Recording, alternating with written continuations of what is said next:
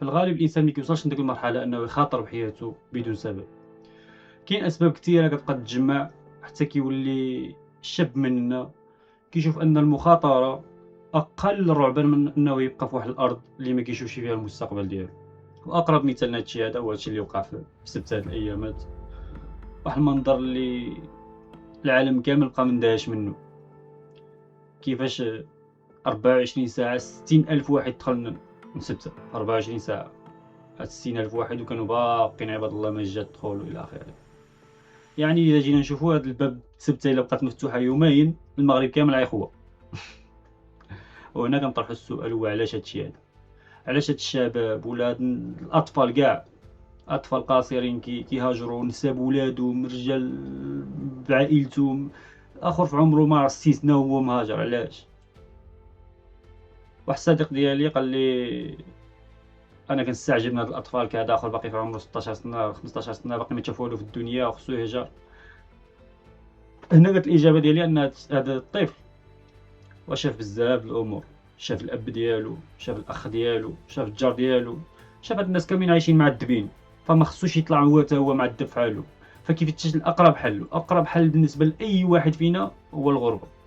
لانك ملي كتشوف هيدا كتشوف اي واحد كيوصل تما هو عول يخدم على راسو، كيصوفي راسو الى اخره. طنط كتشوف انت كتقول فعلا انا اذا خويت هاد البلاد هادي نقدر نعمل شي حاجه، اما الا بقيت هنا كنشوف حياتي كحله ابدا. بهاد العباره هادي. حنا اكثر الناس اللي كيحبوا هذا الوطن، ولكن ملي كتجبر راسك انت كتبغي هذا الوطن ديالك وهو ما كيبغيكش، هنا كتجبر مشكل. حنا كنا كنشوفوا الحاله غا انها كتعوض شويه بشويه، كيقول الانسان حنا صابرين، ولكن انت كتشوف الحاله غا كتسوء، كتزيد غا تهبط. كيفاش غتقدر تستقر وكيفاش غتقدر تفكر ان تشوف المستقبل ديالك هنا ولا اخره؟ حنا ما كنشجعوش على الهجره ابدا، ولكن راه الطفح الكيل.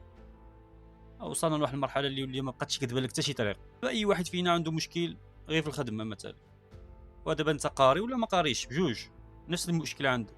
كتجبر اخر مثلا عنده اجازه وكذا وطنطا، وكتجبرو خدام مثلا سربي في القهوه وكذا طنطا. يعني هذاك الشخص ما كاينش خصو يكون تما، ماشي زعما حنا قللنا من السربي القهوه، بالعكس حنا كاملين خدامين خدمه عاديه. هذا الشخص هذا ملي كيشوف انه عيا ما يحاول وعيا ما يعمل الجهد ديالو صافي كيعيا.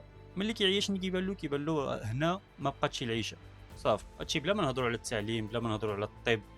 كتمشي تداوى في السبيطار فابور خصك تجبر موعد لاعم تكون مول الامانات دائما انت تمشي تداوي في طيب الفلوس، راك ما قادرش عليه. طيب الفلوس ما كيهضرش معاك مثلا في شنو فيك ولا حتى كتخلص عاد كيهضروا معاك. انا مؤخرا كان طاح لي الولد ديالي وديتو للسبيطار، كنتقصح من الرجل ديالو. كيما شافو الطبيب قال لي خصو الراديو. قبل ما يعمل له الراديو عطاني له ورق نمشي نخلص، هي الاول عادي دوزو يعمل له الراديو. يعني اذا كنتي انت ماجي تما مثلا وما عندكش الفلوس غاجبد الريح. المهم واحد الحاله وصلنا لا يرثى لها الصراحه، وبالغ السيل الزوبه مع هاد الناس المسؤولين. كل مره كنقولوا شي شخص غيجي غيقدر يبدل الوضعيه شويه، ما كيبدلش، كيجي غير اللي يسرق صافي لا اكثر ولا اقل. كاين شي واحد اللي غيجي ويشوف ولاد الشعب والناس اللي ما عندها شي والناس اللي كذا. راه في هاد البلاد ولينا كنشوفوا اخر زفري دراسو يتخلص في الشهر 4000 5000 درهم مثلا وكيتشكى، كيقول لك راه ما كافياني شي وكذا والمصاريف كي صارت شويه الدار. فما بالك بواحد عنده 3 د العيال 4 د العواول يتخلص 3000 درهم 2500 درهم؟ كيف غيعيش هذا الشخص هذا؟ كيعيش حياته كامله كرا راسو. ملي كيفيق في الخدمه جين الدار نعاس الخدمه، ما كيعيش ديك الشخص هذا، وانتم السبب. راه لا حول ولا قوه الا بالله. ما خلاونا حتى شي طريق، وحتى الطريق اللي حنا كنشوفوها انها منفذ لينا من هادشي هذايا كيشدوها علينا.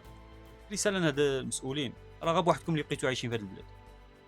راه حنا ولينا كنحاربوا لاجل البقاء، ما بقيناش عايشين. لهذا اتقوا الله عز وجل شويه في عباد الله، وخدموا الوطن ديالكم ولو غير شويه. ايوا الاخوان، وهذا الشيء اللي كان في هذا الفيديو الاخوان. بغيت نشارك معكم هذا الموضوع هذايا. نتمنى كل واحد شاف هذا الفيديو يخلي لنا الراي ديالو حتى هو في التعاليق. السلام عليكم الاخوان.